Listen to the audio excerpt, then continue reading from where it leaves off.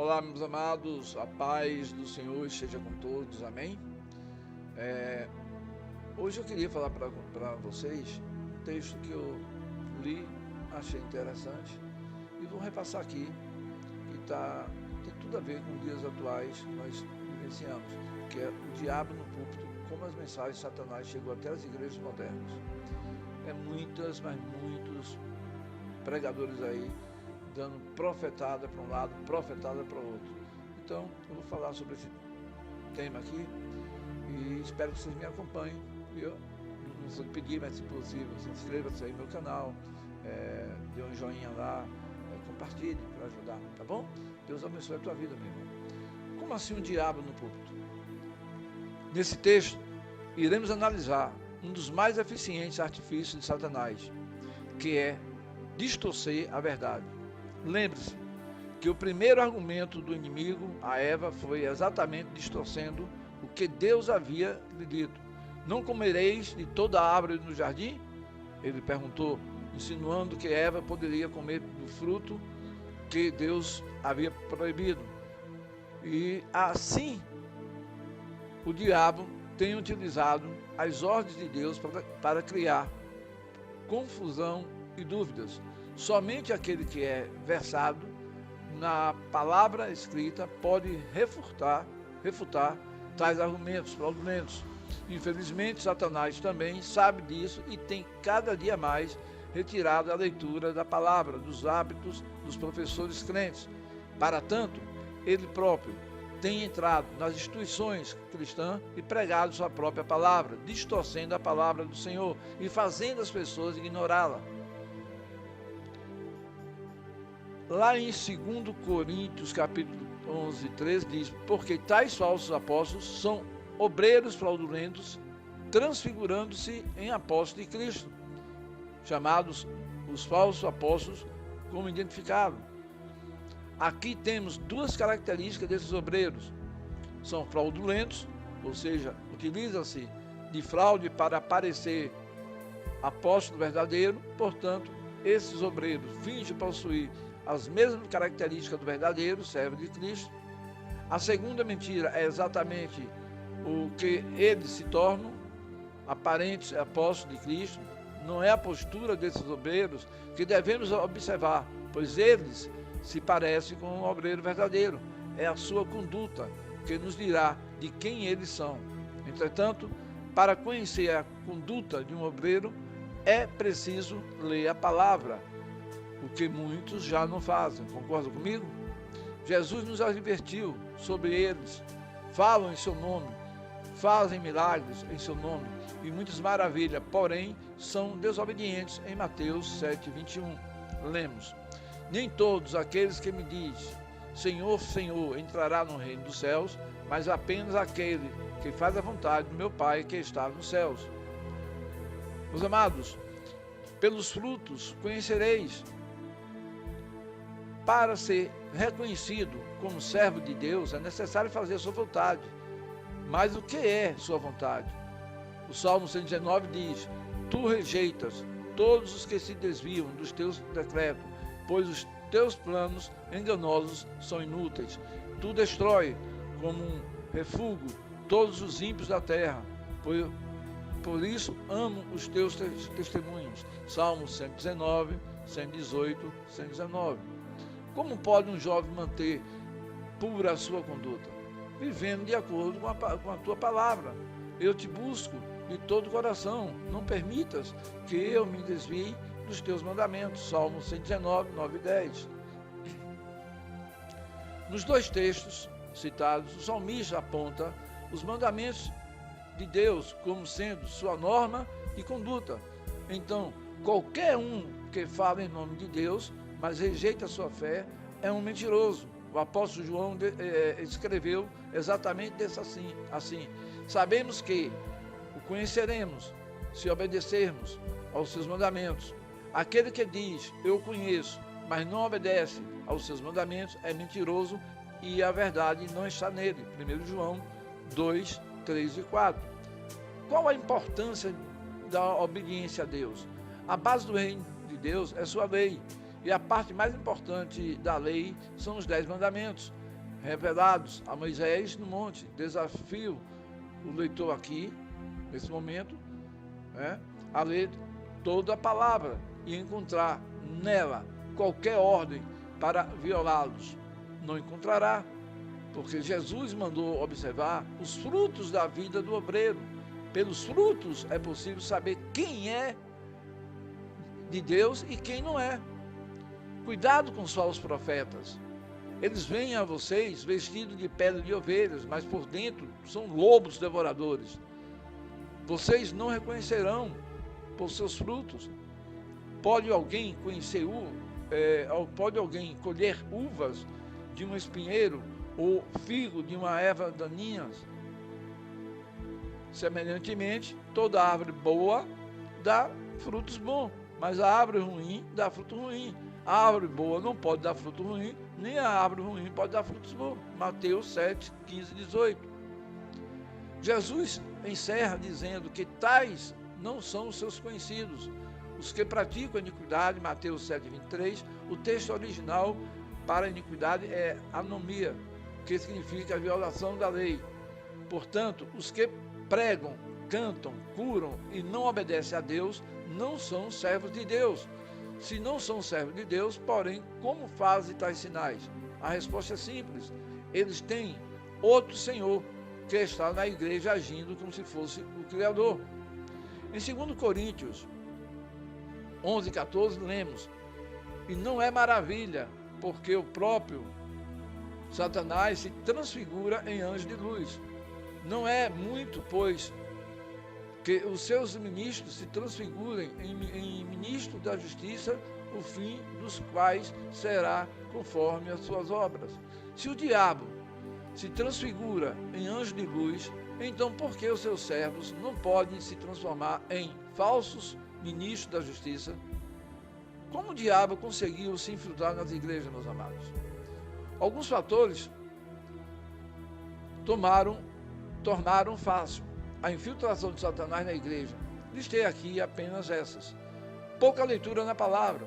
Sem um hábito de leitura na palavra, é mais fácil ser enganado. Não basta ler apenas textos isolados e oportunos. É necessário ler textos inteiros e estudar os seus significados.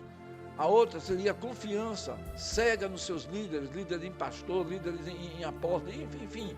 Em Mateus capítulo 24 diz: avisa a razão de não podermos confiar nos líderes mais que na palavra de Deus, porque surgirão falsos cristos e falsos profetas e farão tão grandes sinais e prodígios que, se possível for, enganariam até os escolhidos. Meus amados, já vi membros de igrejas queimando seus livros, as Bíblias Sagradas, porque diziam que as revelações vinham do seu líder. Embora absurdo alguém fazer isso, é mais comum do que imaginamos. Quando alguém lê um texto claro, com uma ordem de Deus, e vai ao pastor pedir orientação, e este diz que Jesus aboliu tal ordem, mesmo que claramente não tenha sido abolida, e o membro, ao invés de crer na palavra cristã, prefere acreditar no seu pastor, ele está rasgando a palavra de Deus, literalmente rasgando a palavra de Deus. Enquanto não colocarmos a palavra de Deus acima de qualquer opinião de líderes religiosos, não estaremos seguros.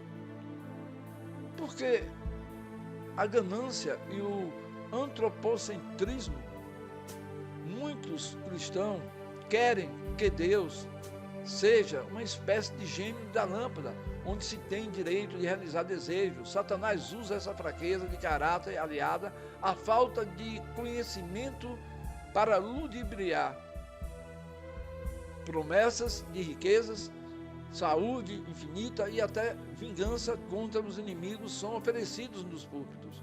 E milhares caem nessas armadilhas. Quando alguém vai à igreja em busca de bênçãos e cura, e não para adorar o Criador, ela se torna presa fácil nas garras do inimigo. Nesses cultos, Deus vai lá para servir ao membro e não ao contrário. Saiba que o único ser que prometeu riqueza em troca de adoração foi Satanás. Quando tentou a Jesus, vocês conhecem a história. Por que a indisposição para obedecer? Muita gente não quer obedecer a Deus, mas quer pertencer à igreja. Então, ela vive procurando uma denominação que se adapte a ela, onde ela possa fazer o que já faz, sem ser importunada pela lei de Deus. É a igreja self-service, onde você escolhe o que vai obedecer. A palavra diz, tem a lista de quem não vai para o céu. Se a sua igreja tolera esses pecados, sem apontá-los como tal, ela está fazendo a obra do diabo. Em 1 Coríntios 6, 9 e 10 e Apocalipse 21, 8, estão a lista de quem não entrará lá. Não importa o que o seu pastor diga, ele não tem o poder de mudar essa lista. Mas contra quem o inimigo está especialmente irado em nossos dias? Em Apocalipse 12, versículo 17, diz: e o dragão irou-se contra a mulher e foi fazer guerra ao resto da sua semente. Os que guardam os mandamentos de Deus têm um testamento de Jesus Cristo. O grande inimigo de Satanás são os guardadores dos mandamentos. Não se trata de uma denominação apenas, mas de todos os cristãos que guardam e defendem a guarda dos 10 mandamentos, conforme revelado na palavra do Senhor. Os mandamentos de Deus refletem o seu caráter, a sua autoridade. Qualquer que defender a desobediência aos mandamentos é um amigo do diabo, mesmo este ocupe um púlpito na igreja. Não é o fato de alguém se autodenominar pastor, apóstolo ou bispo que o torna servo de Deus. É necessário que também lhe obedeça. Mas como é possível vencer a Satanás? A única forma segura de vencer o diabo é através da obediência à palavra de Deus. Efésios capítulo 6, 10, 18 alerta: no demais, irmãos meus, fortalecei-vos no Senhor e na sua força e no seu poder. Revesti-vos de toda a armadura de Deus, para que possais estar firme contra as astutas ciladas do diabo, porque não temos que lutar contra carne e sangue, mas sim contra os principados, contra as potestades, contra os príncipes das trevas deste século, contra as hostes espirituais da maldade nos lugares celestiais. Portanto, tomai a armadura de Deus, para que possais resistir no dia mau, e havendo feito tudo, fica firme. Estais, pois, firmes, tendo cingido os vossos lombos com as verdade, e a vestida a couraça da justiça, e calçados aos pés na preparação do evangelho da paz, tomando, sobretudo, o escudo da fé, com o qual podereis apagar todos os dardos inflamados dos malignos. Tomai também os capacetes da salvação e a espada do Espírito, que é a palavra de Deus, orando em todo o tempo, com toda oração e súplica do Espírito, e vigiando nisso com toda perseverança e súplica por todos os santos. Está aí, meu irmão. Como é possível vencer a Satanás?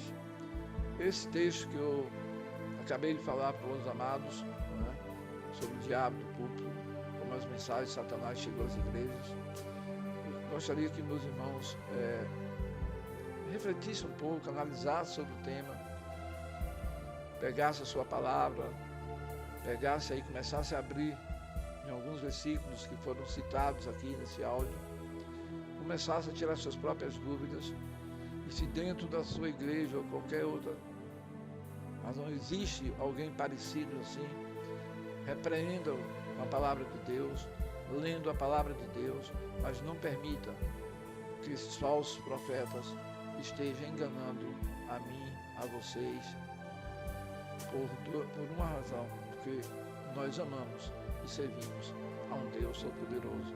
E é esse Deus poderoso, É Ele que nos capacita, é Ele que nos prepara, é Ele que nos conduz. Mas para isso precisamos estarmos como? Unidos da leitura, fortalecidos da palavra de Deus e entregando verdadeiramente as nossas vidas em Deus. Meus queridos, aqui eu finalizo desejando a cada um de vocês que ouvir esse áudio que Deus derrame chuvas de bênção na vida de cada um. Que Deus proteja a tua vida, a tua família. Que Deus esteja aonde você estiver andando. Que vocês abram a porta do seu coração para dar ouvido a Deus e a Ele entregar vossas almas. Deus é o único. Deus é o único. Quem pode nos perdoar e Ele mesmo assim nos ama, sabia? Então, meus amados, fique na paz do Senhor, confia nele e o mais Ele fará. Amém? Aqui, seu amigo, pastor Josenilson Almeida, Feira de Santana, Bahia, Brasil. Que Deus abençoe grande e poderosamente a tua vida. E não esqueça aí de compartilhar, de estar aí me seguindo no Instagram, tá também aí se inscrevendo no nosso canal, tá bom? Forte abraço, fique na paz do Senhor.